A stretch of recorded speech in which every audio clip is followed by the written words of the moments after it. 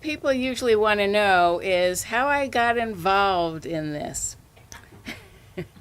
And that's kind of a long story. Yay. I had just gotten out of graduate school. This was a while ago, journalism school. I was an elementary principal for a while, and on my bucket list it was continuing writing, and I went back to journalism school. And my master's thesis was on William Lawrence, who was the science writer for the New York Times, who was the only person who was allowed to write about the atomic bomb. So when I left journalism school, I was steeped in World War II. Shortly after that, I was taking a ride with a friend of mine, and you probably know where this is. This is the road into Newcastle. And as we were driving down to Newcastle, we passed the prison on the right-hand side. And I said to him, I had seen the prison from the Portsmouth side, but I'd only seen the annex, and I figured it was a warehouse. But when we came by here, I said to him, I turned to him and I said, "What's that?" Now, mind you, I'd been living on the seacoast over a decade. So he turns to me and he gives me that look, which is, "You're kidding. You really don't know what this is." And he said, "This is the Portsmouth Naval Prison. It is the worst of the worst." But he also told me about the German submarines that had surrendered here after World War II. And I thought three things. First, that, gosh, there's World War II connection. That's really neat. Second was, I've lived here a long time and I don't know anything about this. And third, there must be a story here. So I started to research it. What I really wanted to know was why in the world they had to send people to the prison in the first place. Why can't you just send them to Leavenworth or to jail or whatever? So I had to go back and research it. And it seems that way back in the Punic Wars, they needed people to row their boats, right? It's a try. Actually, I think it's a bireme. They needed people to wage war, and in the Punic Wars, they established an oral tradition of military law, because that's what they wanted people to do, what they wanted them to do, and there were severe consequences if they didn't. Of course, that's what they used the boats for.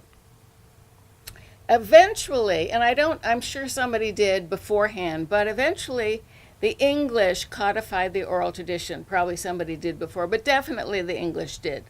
And we, our fledgling little nation, decided to borrow it and revise it. And we called it, eventually it became called Rocks and Shoals, which were the rules that we established when we were a fledgling nation. So the current naval law, and I apologize for everybody who's in the military and already knows this, but current military law is spelled out in the Constitution. And in 1951, they codified it so it was similar throughout all of the branches of the military. And it is separate from ordinary citizens' law, which is why they needed a naval prison. Physical punishment was the primary means of discipline in the Navy, in part because they needed everybody, they needed all hands on deck.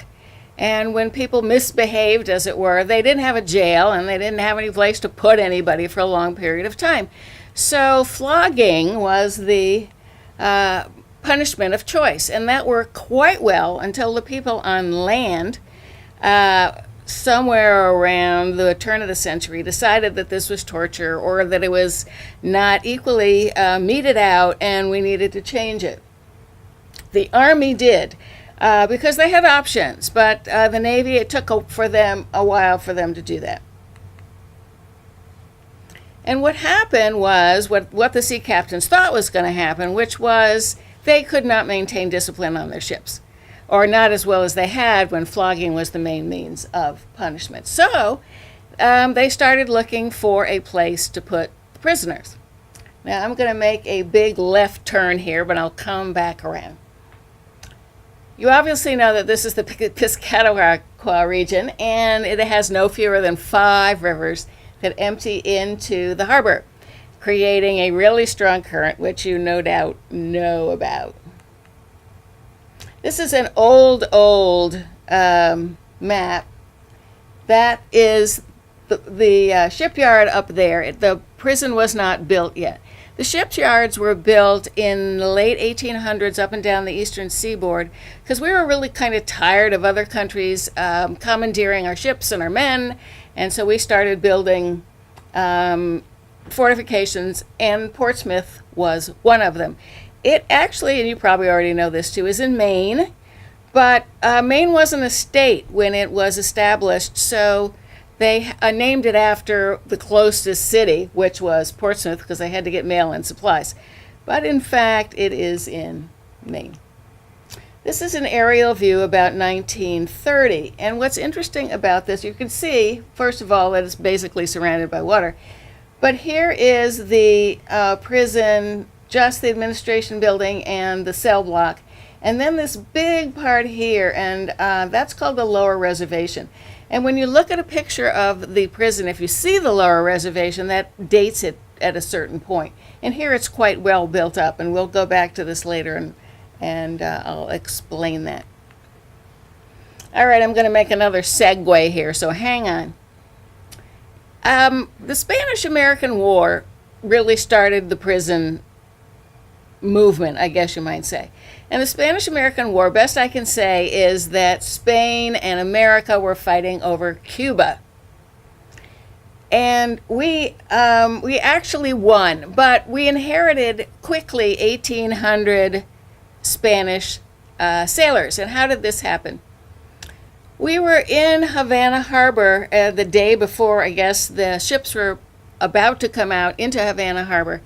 And a group of men, a lieutenant, had taken a collier and changed it into something that would hold massive explosives.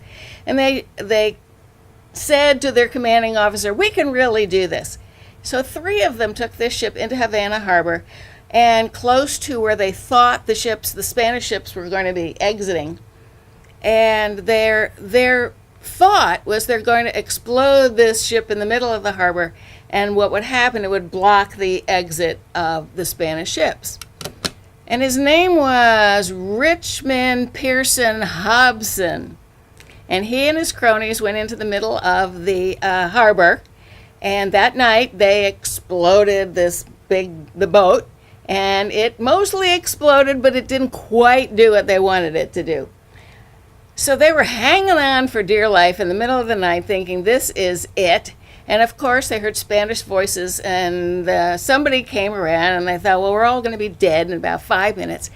Well, as it happened, it was Admiral Cervera who was head of the Spanish troops. And he probably saw the handwriting on the wall, and he's probably calculating, well, I might be able to do something here. So he took these 3 guys and he took them up to Castle Moro, and he kept them.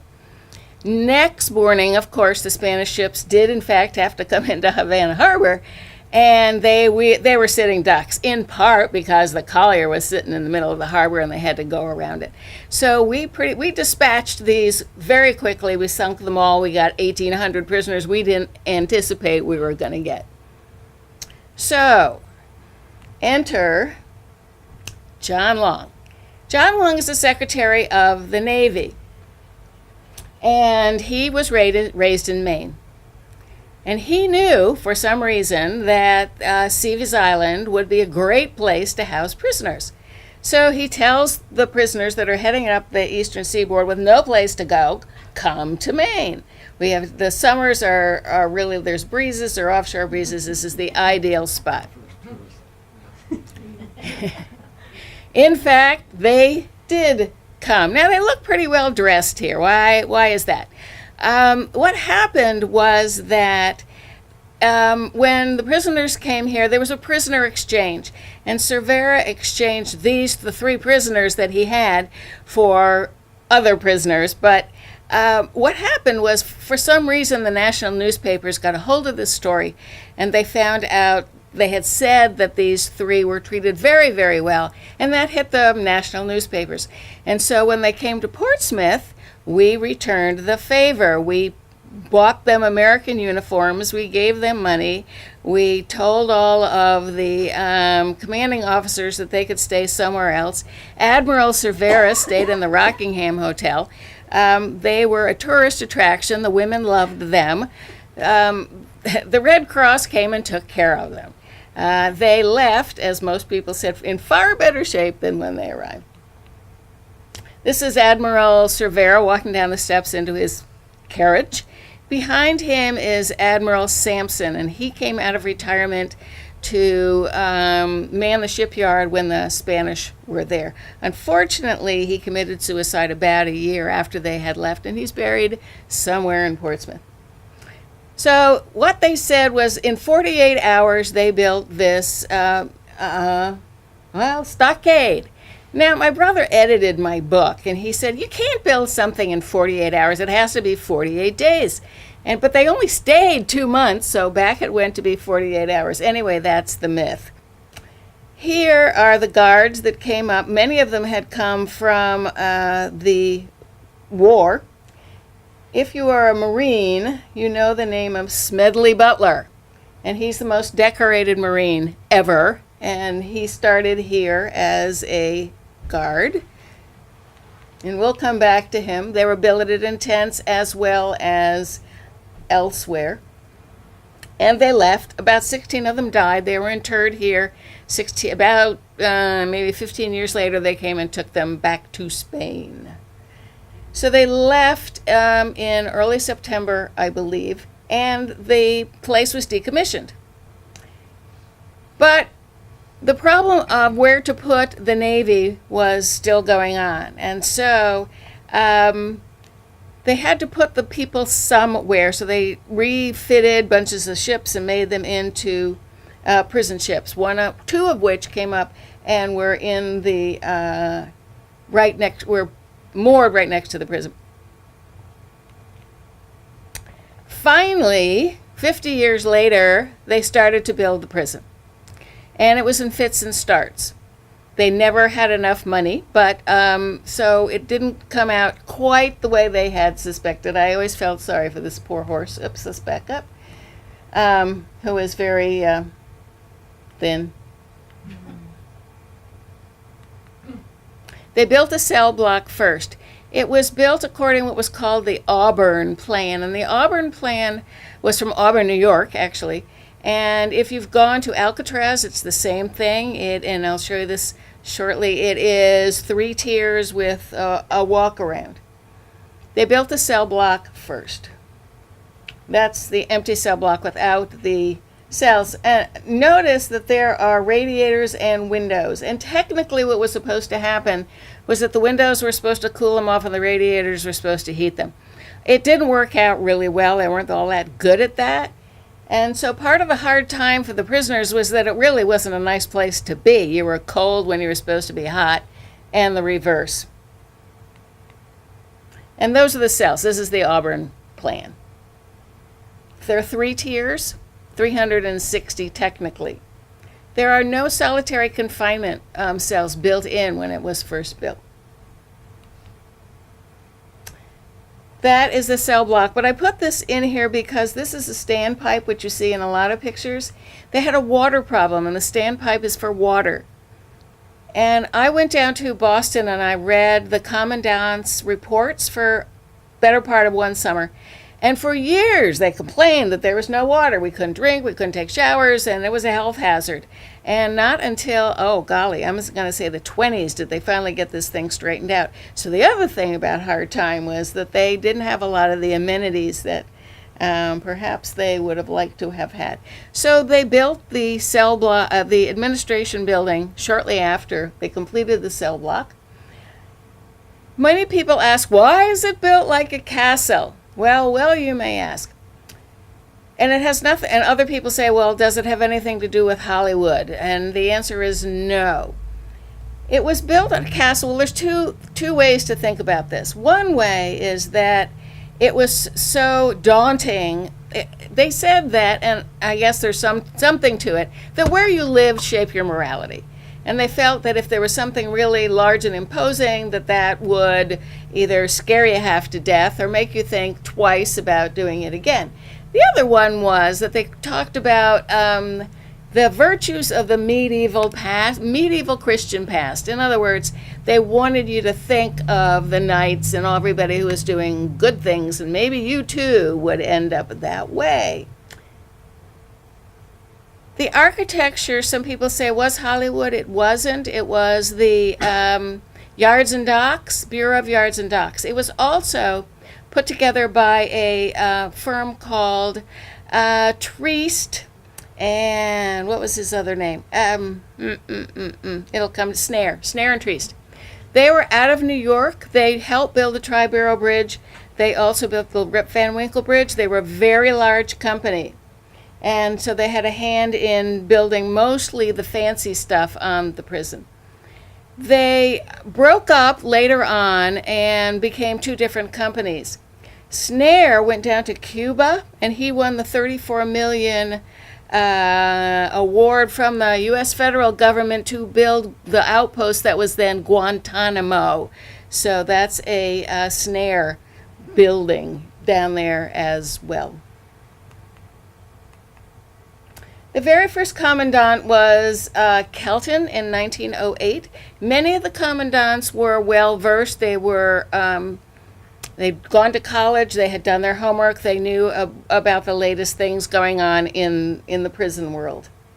And he set the stage for what would come virtually for the rest of the life of the prison.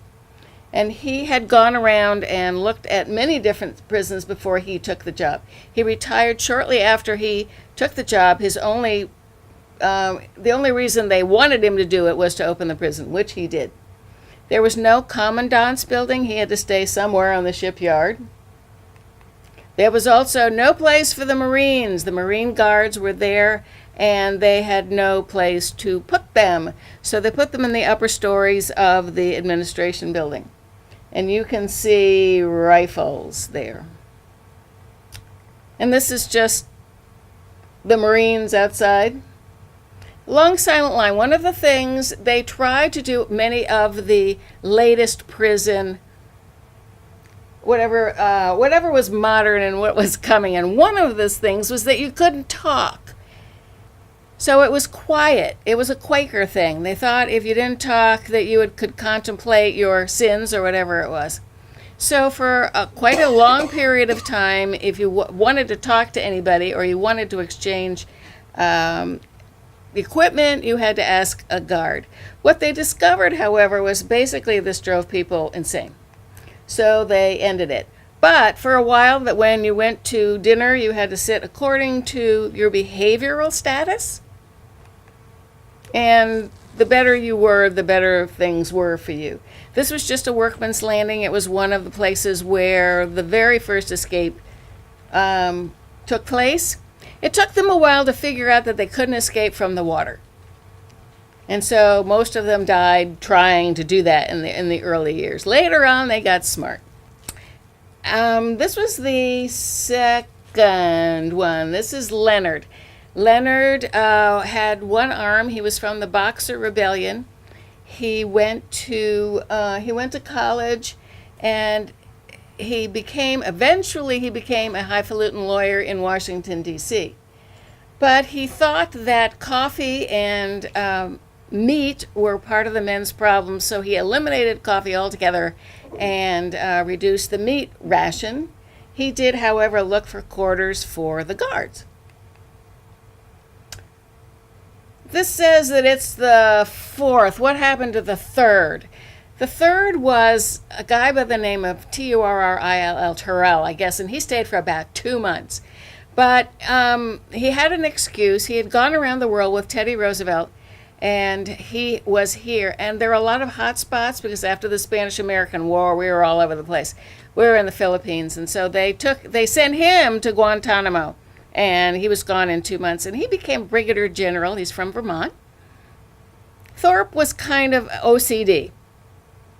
When I read his report, he categorized everybody.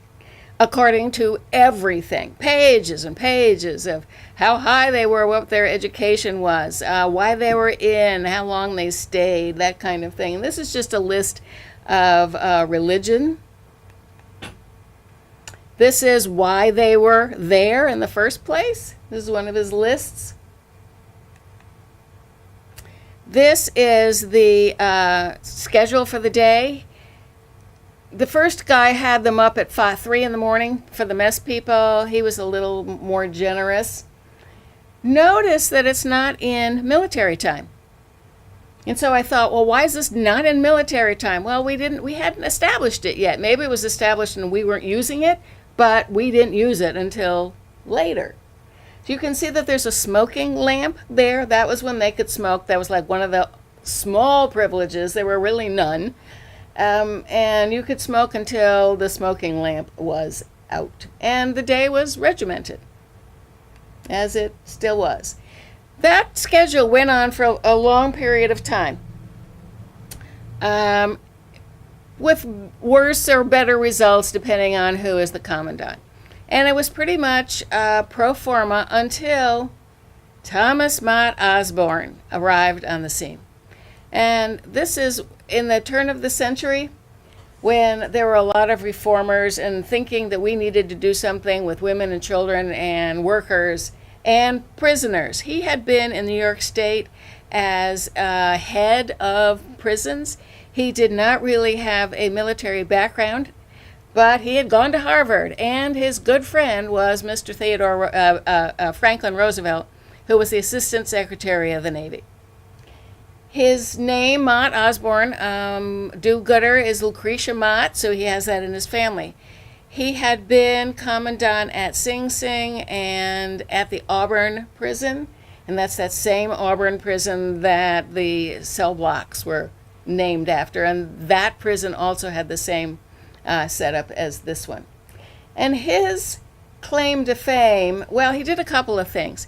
He decided that the reform was, instead of having the guards guard the prisoners, that the prisoners would guard the prisoners. And he called it the Naval Welfare League. He had done this before with mixed results, but he went undercover at the prison, and then he decided what needed to be done, and he instituted sweeping reforms.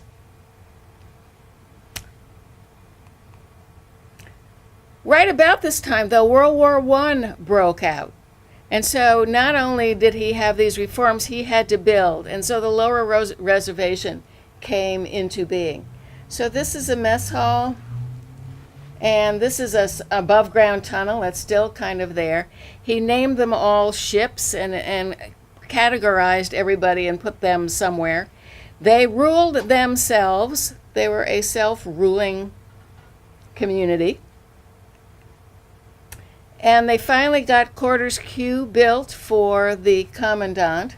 So this is another view of the lower reservation. And in the next picture, I will show you quarters Q, which is right back there. So finally, about 1913, they got quarters Q built, which is still there. It's not being used as commandant, obviously, but it is still there. And that's how it looked when World War I broke out. One of the things that Osborne really is known for is the fact that he put people back to service. He sent the men back into the military, which was really not heard of until he came. But they needed them. And so even though his methods were, what shall I say, they were looked upon at the shipyard askance, he was doing what they needed him to do. So he stayed until the end of the war. He alienated the shipyard, though, because he did what he wanted to do, basically, and he didn't ask anybody's permission. And if anybody yelled, he just went to all his big cronies in Washington, D.C., and he got permission. And they weren't real happy with that. In changing everything, I was reading the commandant's report of his, and he's a wonderful writer.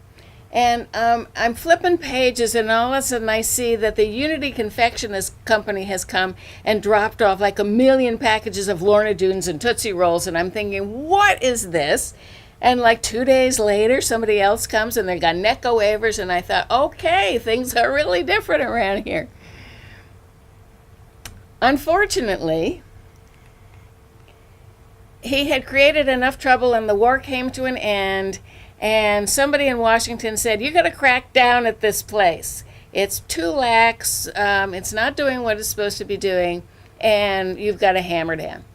So they hired Hamilton South, and he was a judge's son, and he was a Marine, a fairly well-liked Marine, and he had his marching orders, and that's tighten up. So what he did was he sent out the 50 men who were guarding the prison, who were prisoners, and he brought back the 150 Marines who were guarding it before, sent everybody back in the cells, and disbanded the Welfare League, and the men were not happy. Pages and pages of things of disciplinary actions after he came. But indeed, he reestablished order. However, one of the most incredible escapes from the prison occurred on his watch. And what he had done two things, which actually endeared him to the 1st Naval District. He had a clothing repair program. So the prisoners got dirty, their uniforms, they had to pay to get them fixed. They were not real happy. And he reduced the 75-cent minimum for meals to below that, and saved a whole bunch of money at a time when apparently they needed money, but the men obviously were not happy. 4 of them hatched a plan. And they apparently had been working in a place where they could get a rope and a scissors. And they went up on Sunday night. They had movies. Well, had movies all the time. And if you were a good actor, you got to see a lot of movies. On Sunday night, apparently they were watching, and it was in July. They figured out by then, A, you couldn't escape by water, and B, you couldn't escape in the winter. So it was July when most of the big escapes around the summer took place. So what they decided, there were 4 of them, and they were up in the top of the administration building watching a movie. While people were watching the movie, they cut a hole in the ventilator system. 4 of them went into the ventilator, up to the roof, lowered themselves 80 feet to the ground with a rope. They broke into a lieutenant's housing. They stole his wife's dresses and his suit and a car. They dressed 3 of the men as women. The man drove in a suit, and they went out the front gates of the prison. And they were not even noticed until quite late that night.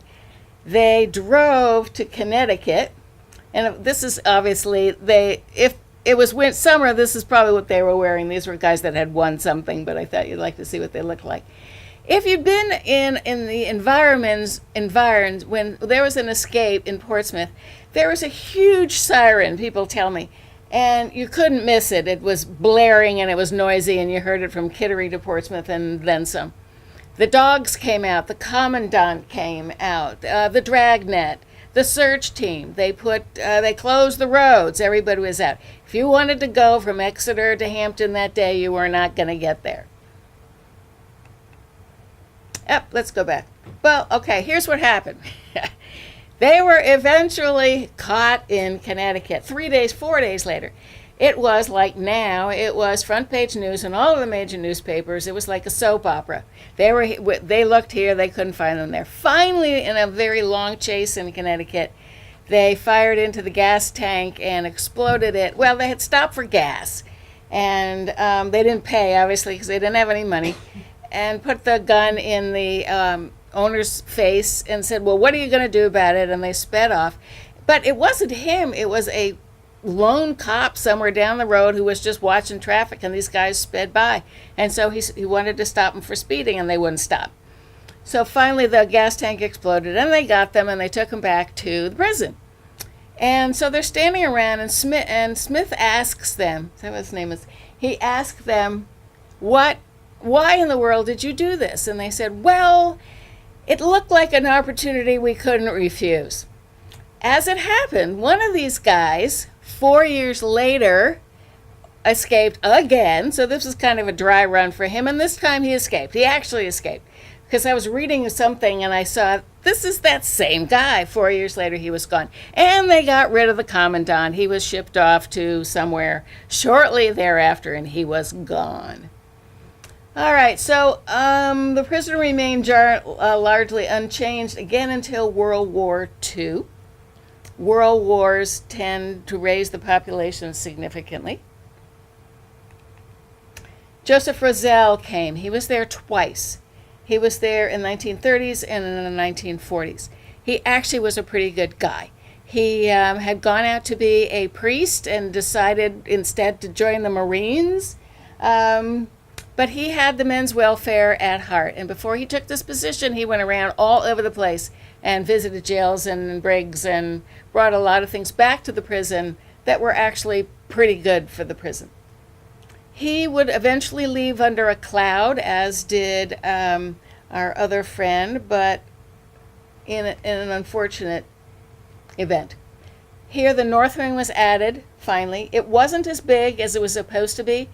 It was heralded as the biggest poured cement building ever, or in the United States, but they'd run out of money, and so it was smaller. That's the completed North Wing.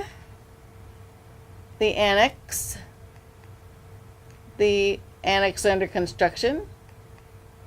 I'll have to tell you a story about getting these pictures, particularly the picture on the front of the book.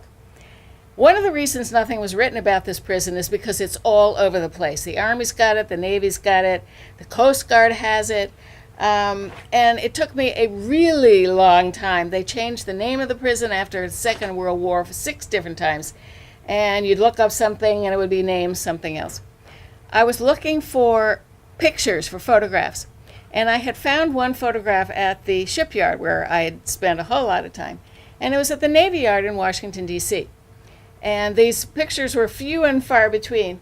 So I called up the photo archivist at the shipyard in Washington, D.C., and I said, I have a photograph of the Portsmouth Naval Shipyard. Do you have any more? And he said, funny you should mention that. We're digitizing the collection right now, and we hauled out the Portsmouth Naval Prison file, and it's big, and it's falling apart, and it's old, and nobody ever comes and looks at it, and we were thinking of throwing it out. I said, do not do this. So I flew down, and I spent 2 days under lock and key scanning all of their collection, and you'll be happy to know it is still safe and sound. But that's how I got a lot of these pictures. They had a library at the top. Most of the books came from the public library in New York. This is the auditorium. Eventually, they're still seeing movies. They're just seeing movies in a different place.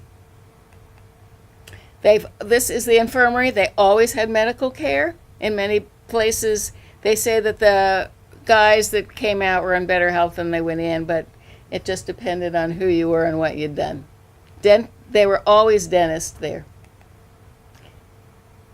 Later on, they got innovative, and if you were a really good actor, you didn't have to stay in a cell, and they had squad rooms in the annex, and so you could bunk with a bunch of other people. And yeah, you had rules and regulations, but it wasn't a cell.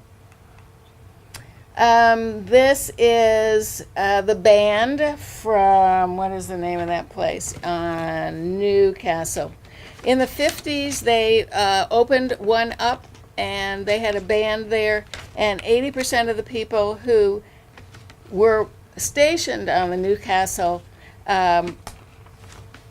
there were sent back into the military in good standing.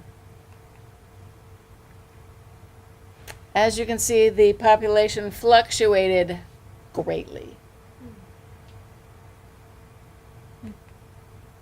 Towards the end of World War II, and this is where I got really interested, 6 German submarines surrendered in Portsmouth Harbor. And they had to because Germany had surrendered, but Japan had not. And they were asked to surrender in the nearest port, which was either Portsmouth or Newfoundland, basically. And most of them chose Portsmouth, one in particular, and that was U-234. But what happened is, because it was the end of the war, and because we had just found out about the concentration camps, and finally we got to see the Germans, we were in none too happy a mood. So when they arrived here, they were not given very good treatment. They were sent into an already overcrowded prison. Their belongings were distributed all over God's green earth. They were beaten and subjected to a lot of stuff. And security was compromised. Super U-234 had been refitted. It was a mine layer refitted, and around the outside it had uranium uranium oxide, and inside it had all of Germany's high-tech instruments, Messerschmitts, everything that Germany had to offer, which at that time was significant. It was on its way to Japan, and they had the scientists in there as well. And when they were going to end up in Japan, they were going to set up manufacturing and use everything that Germany had and go back into business because they still had a crack at winning this war. Unfortunately, they decided kind of mid-ocean that they would surrender, thinking that they would get good treatment in America, which actually wasn't the case. What broke the straw was this guy who was treated very badly, sent to Boston, and broke his own glasses, slashed his wrists, and committed suicide. And that started a whole bunch of stuff. But in the meantime, U-234 we kept everything that was on U-234 because we wanted it and we used it for our side of the war. We also kept the scientists in a program called the Paperclip Project. Maybe you've heard of it. And many of the Werner von Braun and those folks who were instrumental in sending us to the moon came from that project. Very controversial. But during the war, England and Russia were dying to get German scientists, and we fought all over the place. Lots of interesting stories to get them. Their investigation followed. And Roselle they were disciplined, many of them, and Roselle had to leave the service, which was really too bad because he was a pretty good guy and he did a lot of good stuff. But this was just his last thing, and the people in charge were not real happy. So Roselle resigns. Prison changes its name 5-6 different times, which makes it hard to research. This is just a picture of it in its entirety. This building is still there. That's the chapel. That's the annex, cell block, administration building, Laura Reservation. This is the guardhouse that used to be down there. They moved it down there. And this is Commandant's quarters.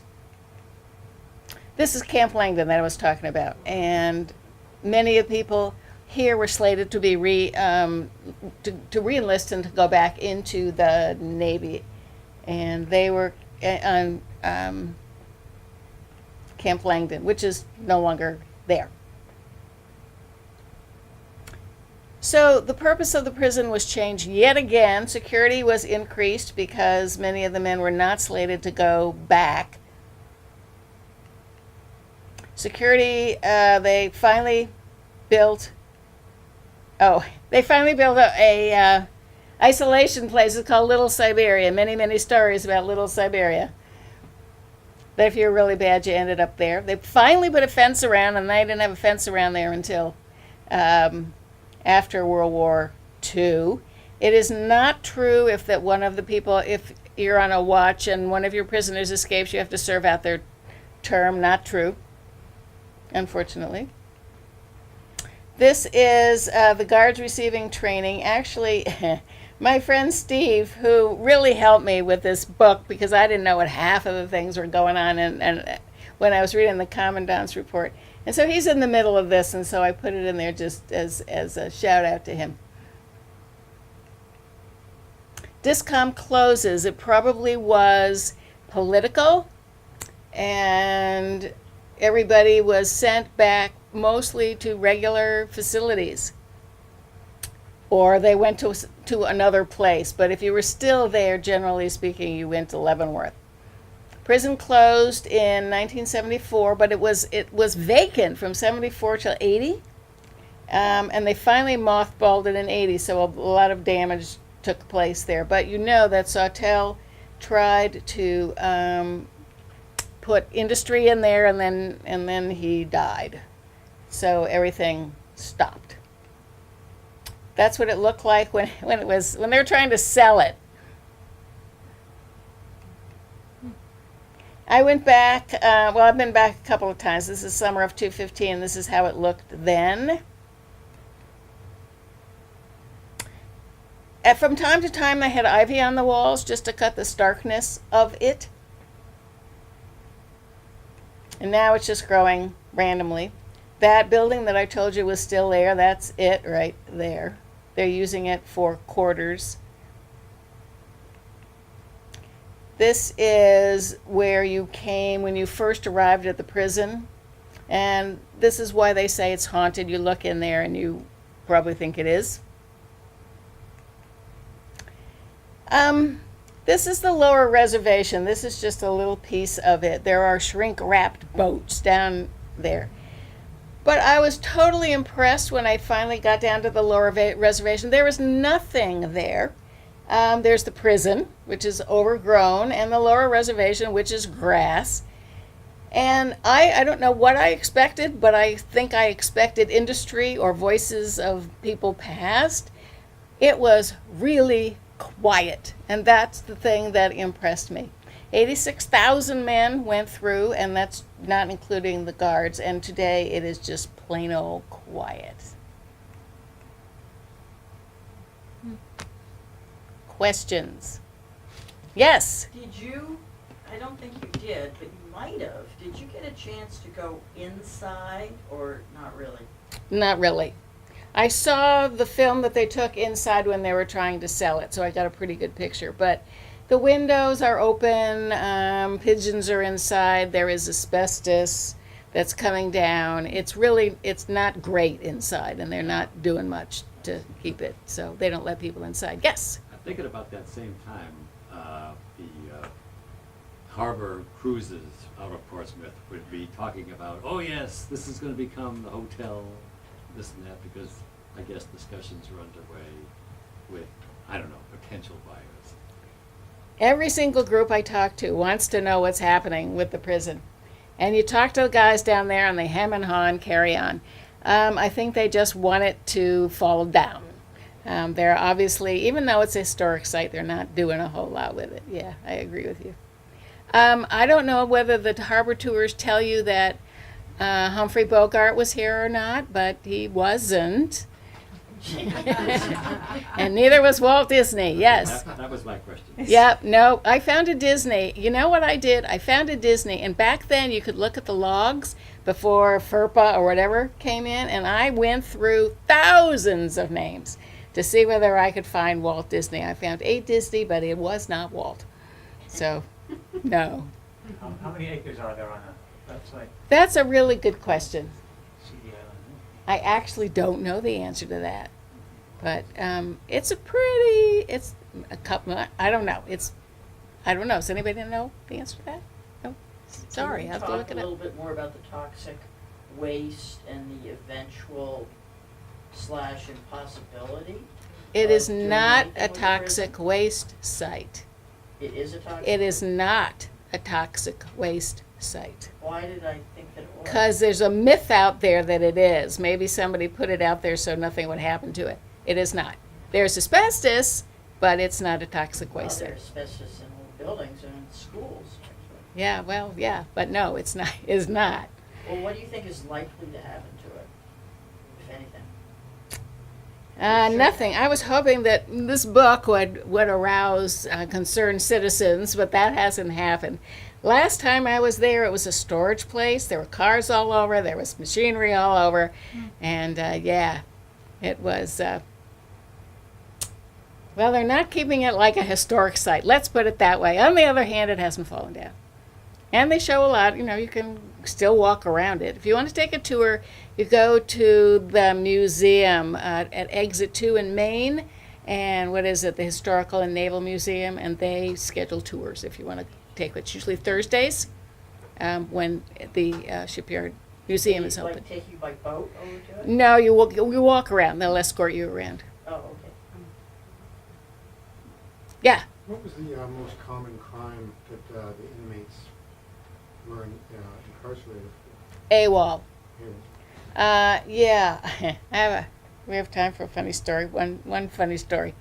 I was signing books, and I usually ask people what they did, how are they related to the prison. And this guy comes up with his wife, and he hems and haws, and he says, "Well, I actually was there for a while." And his wife went, "What?" She had no idea that he had been in this prison. So I asked him what had happened, and he said, well, he had gotten his girlfriend pregnant, and so he went to take care of her, and he was AWOL, and of course they caught up with him. And they put him in a prison in Rhode Island, which was really terrible. And so the three of them decided that they wanted to go to Portsmouth because it was better. So they escaped. The three of them escaped one night, and sure enough, they were picked up and they were sent to Portsmouth. But because they were AWOL, they were put on the cell block, and you can't go anywhere or do anything, and their sentences were extended for 3 years. But he had a very successful career. When he got out, he went back into the service and made his way up, and he was an officer with a pension, and he had done very well. So some of them do horrible things. They kill our commanding officers, and they're for the duration. Others steal, dope, just a host of small disobeying orders, not being where you're supposed to be at the right time, that kind of thing. Does that answer your question? Probably. Any others? It's been a pleasure talking to you this evening. I always like an audience that are not students. And you've been great. Thank you. What's the problem with students? The problem with students is they have writing on their clothes. They bring food to class and their phones and Listening on their typing away. Right. Yeah. We have You're to not sing really and paying dance. attention. Right, exactly. Oh, well. Thank you for coming. You're happy to sign books for free? I certainly am happy to sign books.